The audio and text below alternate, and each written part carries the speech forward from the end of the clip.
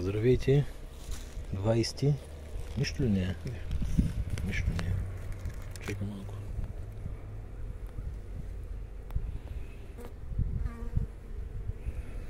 Добре. Другата. Отварям в момента тук. Ето ги сния най-често, че са до мене.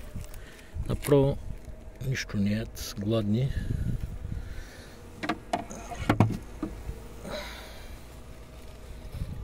Отваряйте се. Не. От тук насам. Не. От тук насам, защото тук нямаш рамки, тук ти е празно.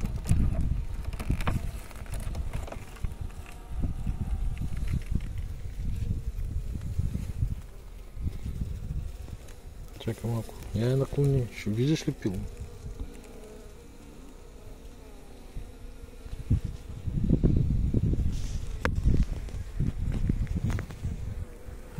Виж как пахат с кралцата. Виждаш ли ги? Това означава, че нямат майка.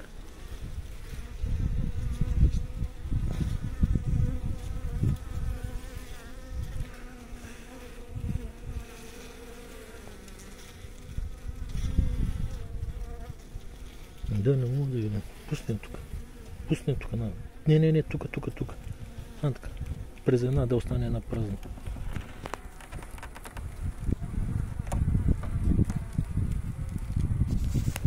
Тас.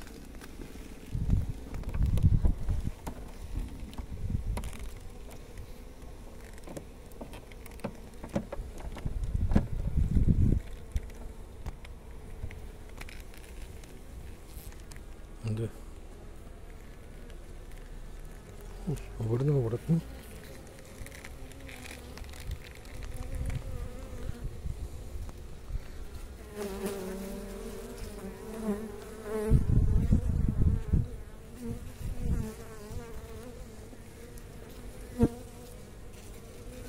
Гледаме за майка, но не се вижда. Само и това тук има някакви яйца. Я виж на светлината да я завъртиш. Виждаш ли пило вътре нещо? Яйца, пило, нещо от този род. А това ако е сега да е пило, значи майката може да се е изгубили, да майката да е умряла. Чакай малко. Пусни. Да, почисти, но няма. Ей това жужение, само го снимам да го видят хората. Ей това жужение показва, че няма майка. И наистина няма наличие на никакви яйца, макар че тези тук яйца, не знам дали са за излюпване или не. Но ако майката е снесла някакви яйца, просто си е умряла, примерно да кажем, преди месец по никое време.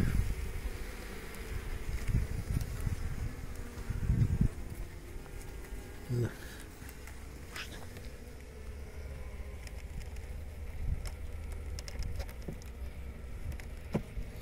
Не, да, или така остане. Пущи. Единият вариант е на този кошер. Чакай малко, няма да ровиш повече. То някакво да ровиш. То чакай малко, само да взема шенцето.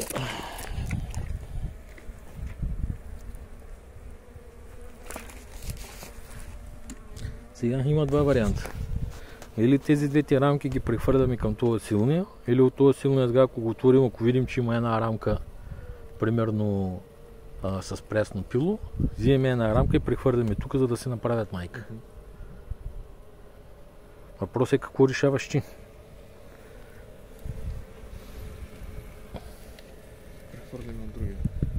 Прехвърляме от другия направо. Да, това е правилното решение. Защото в момента може да няма търти.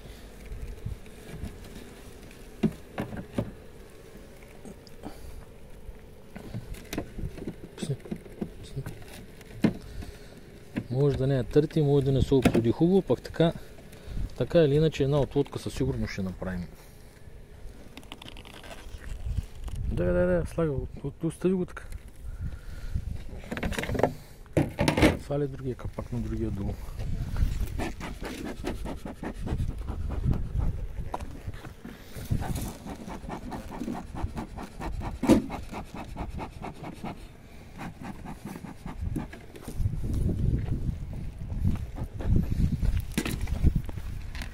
Къде, ако трябва да ти пуша малко.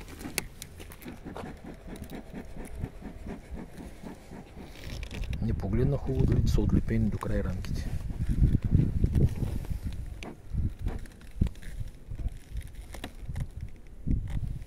Дигай, отлепените.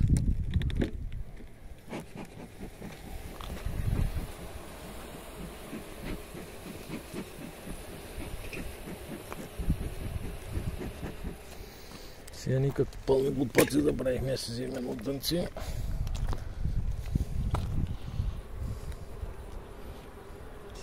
Виж сега на тая рамка, виждаш ли как се виждат? Сега тук не мога да ги доближа, да ги видя. Се виждат чашки. Изкарай ми и тая рамка, не изкарай.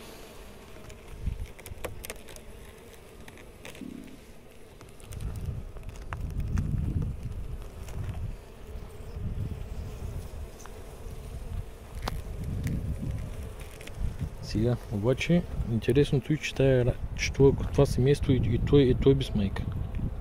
Виждаш ли зея това? Това е търтило пило. Това не е редовно пило. И двете са търтовки.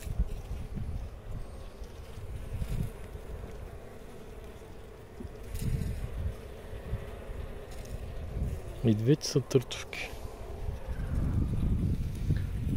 Не е тук отстрани.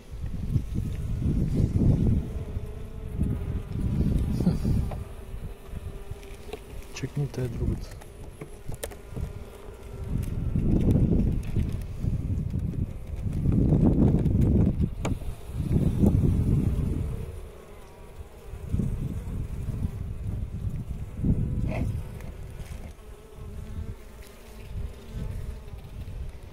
Никъде е на тая рамка.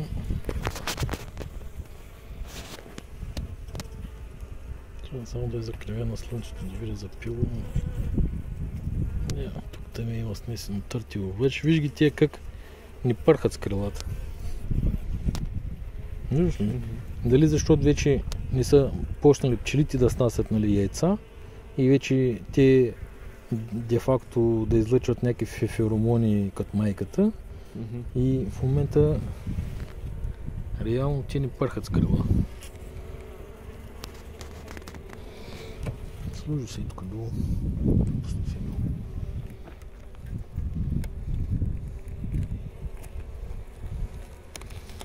Къде ти беше мястото?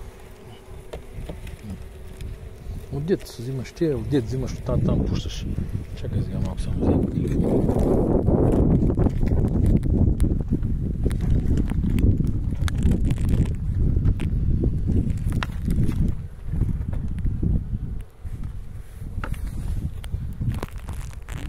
Ще трябва да дам някаква рамка за пило.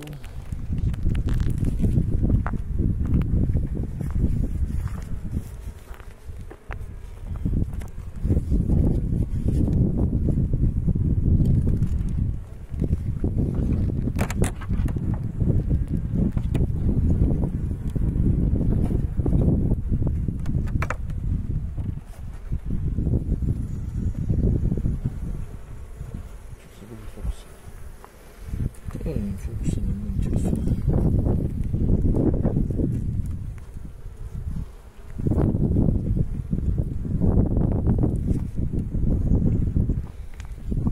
Това си е за каталесване на първото семейство. Иначе мога да покажеш и къде надолу на магазинчика и тези трите рамки са пълни с мед. И тези тук са пълни с мед. Как си правят? Той тиши и той е пълен с мед.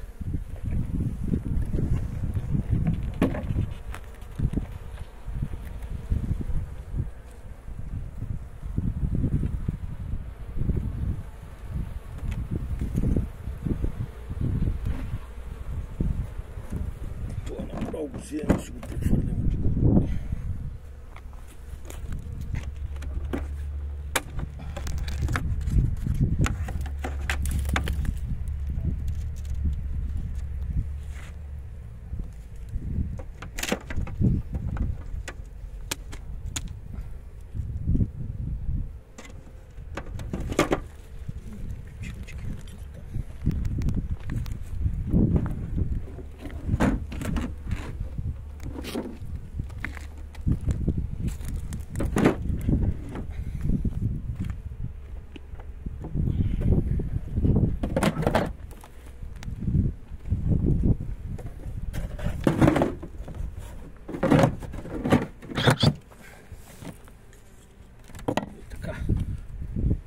2 кошера, 2 търтовки. Виж как ги страшно ходи, после да обикалят. Аз се чудих защо на комшията носят много прашец. А тук внасяха има много по-малко. А то защото де-факто има търтево пило само, и което е малко и заради това внасят малко прашец. Добре, това беше за днес.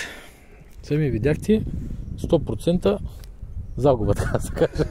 Ако не намерим някоя майка или не предадем някоя рамка с пило. Късмета начинаещия тук избяга. Това беше за сега. Чао!